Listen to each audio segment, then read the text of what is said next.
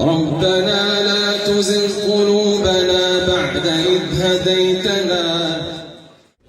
طور المغرب تعايش هي فكرة ديال مبادرة خير التنمية البشرية على شرف ضيوفنا الكرام الطلبة الأفارقة بمدينة بني ملال وكذلك الجمعيات الصديقة، وبالتالي حاولنا أننا نمشيو في النهج اللي كتمشي فيه الدولة المغربية تحت القيادة الرشيدة ديال صاحب الجلالة مع الانفتاح الإفريقي ديالو.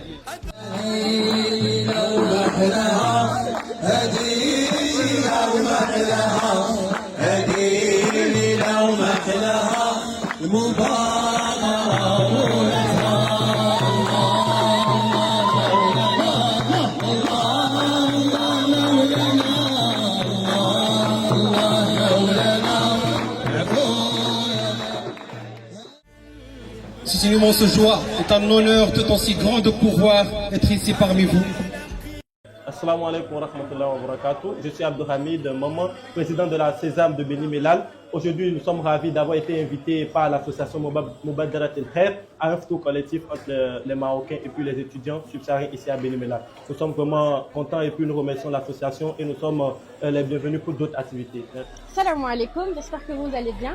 Je m'appelle Sozema Kamal Issouf, nationalité comorienne et je suis la chargée de la communication de la Sésame Beni Mellal.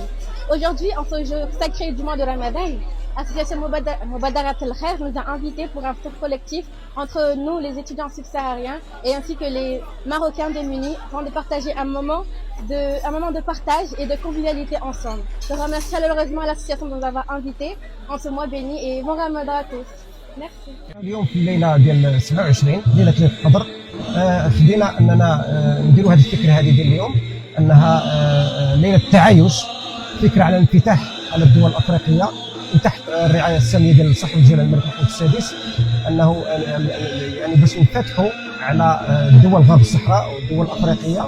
وهذا هو اللي عطينا احنا اليوم، انهم كانوا طلبه ديال الافارقه اللي كيقراو هنا في بني ملال ودعيناهم باش يجيو يحضروا معنا اليوم باش اننا نكونوا منفتحين معاهم وكنحيوا الحضور ديالهم، وايضا كندعيو الناس انهم ينخرطوا في هذه الاعمال الاجتماعيه.